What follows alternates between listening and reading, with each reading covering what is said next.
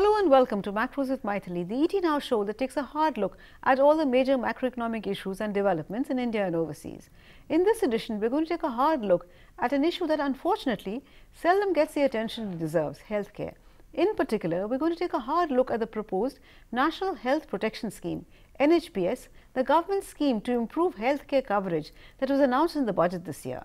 The scheme offers a cover of Rs 5 lakhs per family per year to 10 crore families, or about 500 million people, and is expected to be launched by the Prime Minister just about a month from now, on Independence Day to be precise. Despite the fact that there is much in the scheme that needs to be fleshed out if it is to make economic sense or achieve its objective or universal health coverage.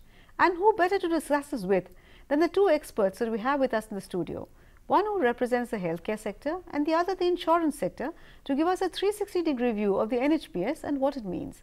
So let me welcome Dr. Srinath Reddy, President, Public Health Foundation of India, and Shekhar Sampath, former General Manager, the New India Assurance Company, the largest of the 4 general insurance companies in India. Welcome to the show, Dr. Reddy, Sampath. Dr. Reddy, in the debate on whether India should follow the UK model of a publicly funded health service or the US model that relies on health insurance, government seems to have decided in favour of the latter, the insurance-led model. And to compound the error, quote unquote, of going down the path that the US experience shows is not really the best, insurance companies are being arm twisted again, quote unquote, to offer cover at a premium that is perhaps just not viable for them, with the result that we are unlikely to achieve either the stated goal of universal health care, and at the same time insurance companies are likely to be adversely impacted. In this scenario, is there anything that we can do to redeem the situation, or is it already too late? Dr. Reddy? Well, Ayushman Bharat actually has 3 components. One is a comprehensive primary health care through the health and wellness centers and a strengthened primary health care system. Secondly, the National Health Protection Scheme, which is the health coverage scheme with financial protection embedded. And the third one, also a smaller component of adolescent health. Focusing now mainly on the National Health Protection Scheme, clearly this is not an insurance scheme in the classical sense. It is a cost coverage scheme which involves registration of potential beneficiaries in the lower 40% of the population as identified by the ACCC criteria, and providing financial coverage for their hospitalization for secondary or tertiary care. And this is through a registration of the beneficiary rather than an enrollment through premium payment. Whether actually there is going to be an insurance intermediary or not, or whether it's going to be operated by a trust model, is left to the individual states who are going to be implementing the schemes. So in that sense, it is not analogous to the US model, where there are multiple insurance companies vying for individual premium collections from different potential enrolled beneficiaries. This is very different indeed. However, the NHPS is not universal. It's only covering 40% of the population, and the remaining 60% will now have to look at other means of obtaining financial protection. However, the other problem that exists is that if the primary health care is not sufficiently strong enough, then we will have a huge spillover into secondary and tertiary care, which will demand, even for this 40%, an extensive utilization of services and financial coverage, which might be quite a demand on the budget. So one of the important things we need to do is to strengthen, firstly, primary health care system, and secondly, strengthen district hospitals for secondary care, so that overdependence on tertiary care doesn't become very important. And thirdly, also ensure that this scheme becomes truly universal over time, with other segments of the population also being provided financial protection, perhaps with an opportunity to pay some premiums and buy into this scheme through a single payer system. Sampath, do you agree? I know Dr. Reddy spoke about the trust model, but we really don't know very much about the trust model and how far it will succeed.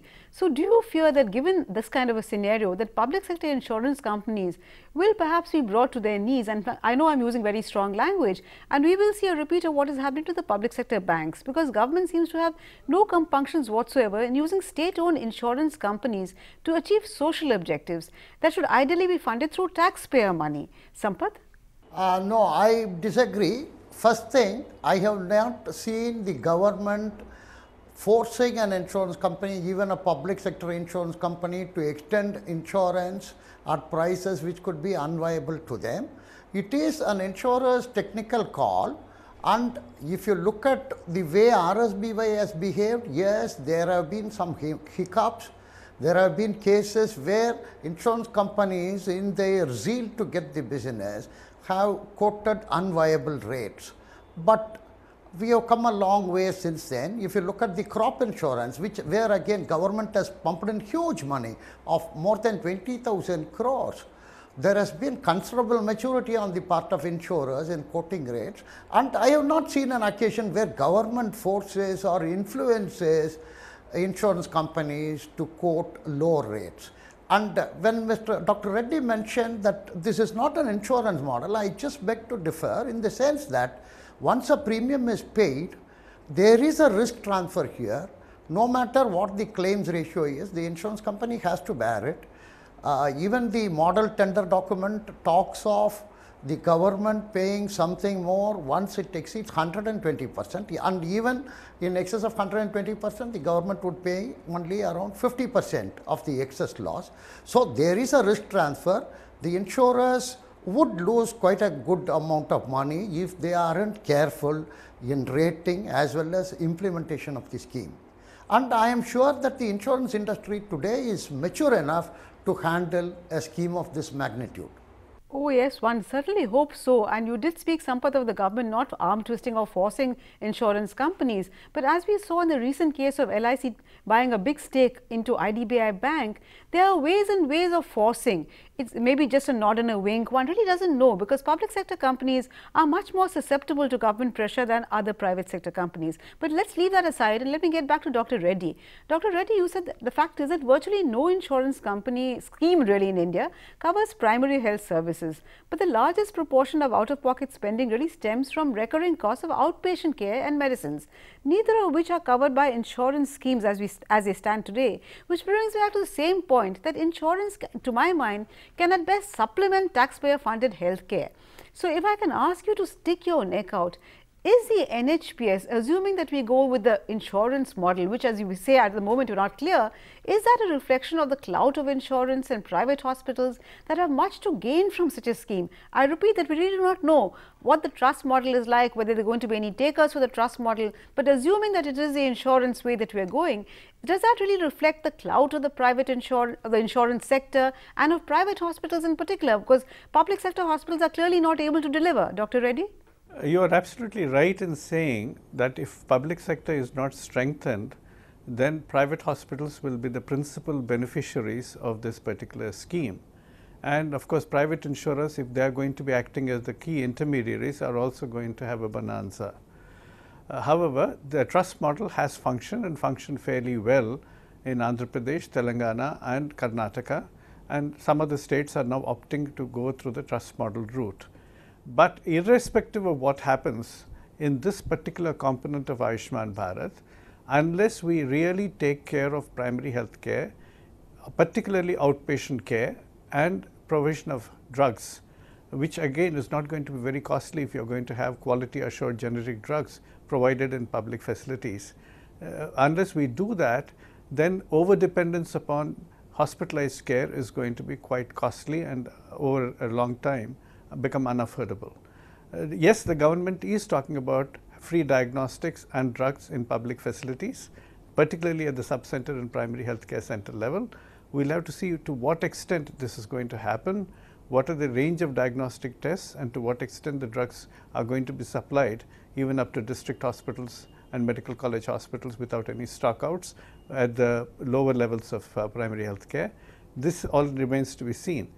But outpatient care is going to be one of the key areas both in rural and urban areas of primary care, which needs to be attended to on a priority, and over dependence on hospitalized care and diverting public finance into a huge amount of payout to private hospitals would be quite counterproductive to population health. Sampath, I'm sure you agree with Dr. Reddy on that. So my question to you really is that are we guilty of putting the cart before the horse? Because even if the poor get insurance, and I repeat, I'm sticking with the insurance model, where is the health infrastructure needed to provide the kind of health care that we need to the bottom of the pyramid?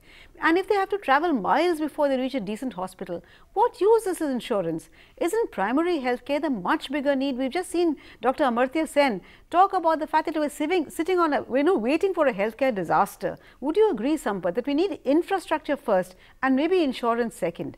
Sampath? I could not agree with Dr. Reddy more. He is very right. I absolutely agree with him. Primary care and outpatient care is much more important, and if they are not delivered, there would be a lot of pressure on secondary care, and ultimately a lot of money would be spent on where it needn't be spent. Much more could be done on preventive care, but you can't blame the insurance company for that. Insurance is a health finance mechanism. It's not a health delivery mechanism itself. If there is going to be a policy on spending public money to mitigate outgo on tertiary care and secondary care, I would definitely say insurance is the best vehicle for such delivery. Dr. Reddy was mentioning about Andhra Pradesh and Karnataka and Telangana, where agent trust model has worked well, and I could also cite Tamil Nadu and Maharashtra, where an insurance driven model has also worked very well. Okay, so we do have differing views, because I think Sampath, as an ex-insurance man, or still an insurance man, though of course no longer with New India Assurance, does believe that insurance is a better model. Many would disagree. But Dr. Reddy, why are state governments reluctant to join? While many have reportedly expressed interest, in fact we saw reports that two BJP ruled states, Rajasthan and Maharashtra, are apparently not very enthused. Agreed, many have their own schemes, but surely a scheme where the union government shares the expenses with the states should be preferable to one where they meet the entire expenses themselves. What has been the experience of its predecessor, the RSBY? Studies show that it is not particularly effective either in reducing costs or in improving delivery. So why are we going down the same path? Moreover, the amount that has been set aside in the budget is very paltry, 2,000 crores. So what kind of healthcare can we really deliver with this, Dr. Reddy? Well, basically many of the states have pre-existing schemes, and some of them have provided coverage up to about 3.3 lakhs, whereas the coverage under NHPS is about 5 lakhs. Certainly 5 lakhs is a quantum leap from 30,000 under RSBY, and therefore it becomes attractive. But the proportion of population covered is only 40%, whereas some of these schemes cover much larger proportion of the population. If you look at Odisha, for example, they are now providing free coverage of health services up to the district level, and whatever health financing scheme comes in through a trust model or otherwise will only be applicable to tertiary care above that level. So they do not want a scheme which makes them shrink the number of beneficiaries. So also Maharashtra and Rajasthan, their present schemes, though they do not have the same coverage cap of 5 lakhs, are fairly large enough, but they cover a larger number of beneficiaries, and completely accepting the National Health Protection Scheme in its present form would mean that they would be actually serving less number of beneficiaries, and that's not a politically attractive option. How these schemes are going to be merged and married into a single scheme provides a bit of a challenge. And of course, there is also the issue of political branding. Some of the state schemes are branded based upon the state's political orientation or some political leader's name, and they would like to retain that kind of identity. So, however, it is time that we actually try and merge all health financing schemes as far as possible into a single payer system. Otherwise, we are going to be fragmenting resources and reducing the risk pool.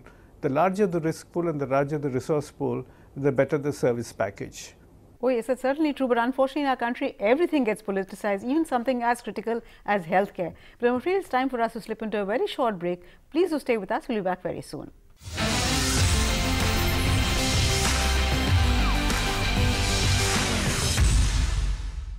Welcome back. You're watching Macros with Mythili, and I'm in discussion with Dr. Srinath Reddy and Shekhar Sampath on the merits, demerits of the government's ambitious NHPS scheme. Sampath, before the break, we were talking about the various models, how insurance does seem to be the path chosen by the government. So, what has been the experience of insurance companies under the RSBY? Has there been, you said that there was been no arm twisting, but I kind of believe that the government would want public sector insurance companies in particular to offer premium rates that are perhaps don't quite cover their costs. So, did we see public and private companies participate equally in the RSBY? Because we saw what happened in the case of the crop insurance scheme, the PM Fasal Bima Yojana, and how there hasn't been that much of offtake, and there hasn't been that much of a happy experience for insurance companies also. And my second question to you really is that how come the insurance regulator is a mute spectator to all this? Why is the IRDA not pointing to the hazards of what happens when insurance companies give cover at below market clearing rates? Coming to your first question, in the case of RSBY, there have been some challenges, especially when payment of premium was not made in time. But I believe under the present scheme, there would be much more rigor and discipline in terms of paying the premium upfront or at least in specified installments on the due dates. So that should be addressed. In the first year or first 2 years of the scheme rolling out, I don't see there could be much of a challenge, because as awareness builds up and as all the players get used to the system, there could be some challenges. But you have already concluded that whatever price is going to be quoted is going to be inadequate, and in terms of experience, the insurance companies are going to make a loss. I don't think it could happen at least in the first 2 years. Afterwards, one has to see. My worry is more on the 5 lakh sum insured. I believe it could cost the insurance companies very dearly, because I believe most of the insurance schemes in various states is around 1.5 lakhs or 2 lakhs. And there are some states which say if it is going to be more than those 2 lakhs, we could pay up something more. But right at the beginning, if you are coming with an ambitious sum insured of 5 lakhs, I believe that is going to be the biggest challenge for insurance companies, and they would have to price it right. And if they were to price it at unviable rates, I don't think that the regulator is going to be mute. The regulator doesn't get into each and every underwriting decision, but they are watching. You should understand that today many of the insurance companies are under pressure to keep their solvency margins, and if nemesis catches up fast, especially in health insurance, it's a short tail liability, and within a year or two, if you are going to be too adventurous, your solvency margin could take a big hit, and you won't be able to function. I think the regulator has a sufficient watch on what is happening in the insurance industry as a whole, as well as individual companies. And in today's environment, where many of the insurance companies would be going for IPO, where you have shareholders having a keen watch on what the insurance companies are doing, even New India, which is a public sector company, today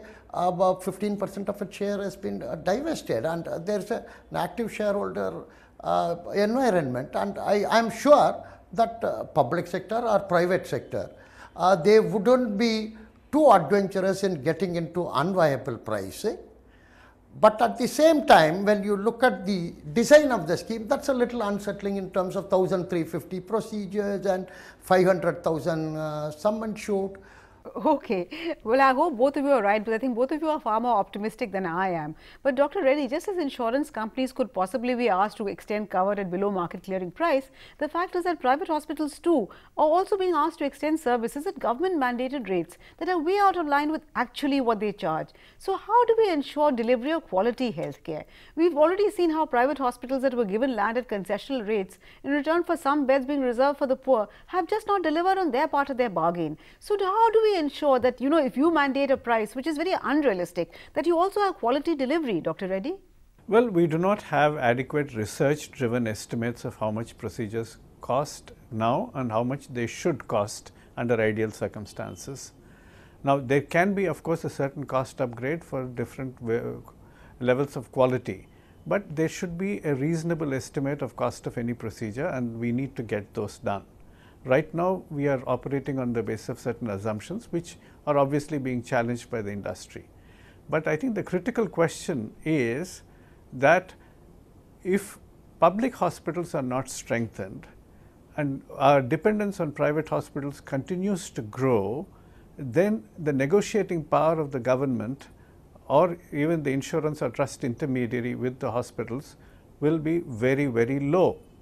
And that is where the problem lies, because if we are talking about strategic purchasing, already in tertiary care the private hospitals are much better positioned, and even in secondary care they are occupying a fairly strong vantage point. And if public hospitals, whether they are district hospitals or medical college hospitals, are not going to be strengthened, then the private hospitals will have almost an unopposed path in the negotiation, because you will have to depend upon them for delivery.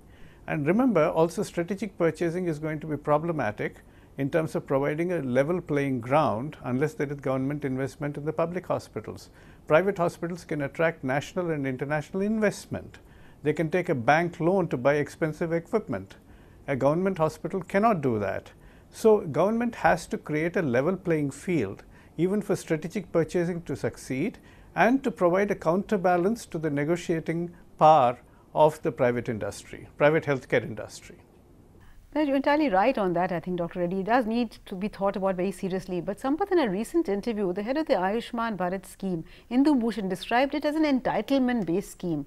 Does that sit a little oddly with a government that was very critical of the earlier UPA government's entitlement-based approach and argued strongly for an empowerment-based approach? Also, since insurance is all about pool risk, and a scheme like this leaves a large pool risk where the rich subsidize the poor and the healthy majority subsidizes the care of the sick minority at any point of time. The point is, do we have such a risk pool at all? And will it mean that health insurance costs go up for the rest of the country, the part that is not covered under the NHPS? I don't believe that the sheer numbers that are going to be insured is going to provide a reprieve to the insurance companies, in the sense that any pool which is 100,000 or more, I mean, it is not that because you are going to cover around 50 crore people, you bring in a large pool and the losses could be more predictable. I believe that in health insurance, even a pool of 100,000 lives gives you some element of certainty on what the incidence is going to be, what the likely outgo is going to be. The sheer force of numbers would not help us. It could help in one sense in terms of provider contracting, but that is what the government has already started doing in terms of negotiating rates with packages and laying down what the packages are. But whether they would be delivered, whether the treatment would be delivered in line with the expectation of whether the outcome is going to be in line with what is expected is something to be seen. I don't know how much of an outcome based model this is going to be. That is a worry that I have. Absolutely. In India, we never think of the outcomes. That's the unfortunate part of it. But Dr. Reddy, the fact is that the reality is that the private sector accounts for the bulk of the healthcare delivery in this country. So in such a scenario, would a voucher-based system be better than either insurance or the trust-based system, Dr. Reddy? Well, the problem, of course, with a voucher-based system is we are not sure how it's going to be actually yielding quality of care. You may be able to access services, but without any standard management guidelines, without any quality monitoring, you can have very inappropriate care delivery and poor quality of care. So that's going to be a problem. Secondly, if it is still restricted to hospitalized care, it doesn't take care of the primary care and outpatient care part of it. So I think a voucher-based system also is highly dependent upon the quality of the supply, and the supply being variable is going to be problematic. And that will still compel people to go long distances to reach a hospital of good quality. So the important thing is to invest in strengthening the health system in terms of easy to reach infrastructure of good hospitals, including sub-district and district hospitals, as quickly as possible, but to prevent the need for that by strengthening primary health care. Oh, absolutely. Sampath, would you agree with that? In fact, I'm sure you do agree. And I also wanted to ask you that do you fear that we'd have this kind of unholy nexus that we are seeing emerge in the health insurance sector between private hospitals and insurance companies? Because the moment you go to a private hospital and say you have insurance, immediately the costs are jacked up, there are unnecessary procedures, and a whole lot of additional add-ons are there. Do you fear that kind of thing happening again in the NHPS also, Sampath?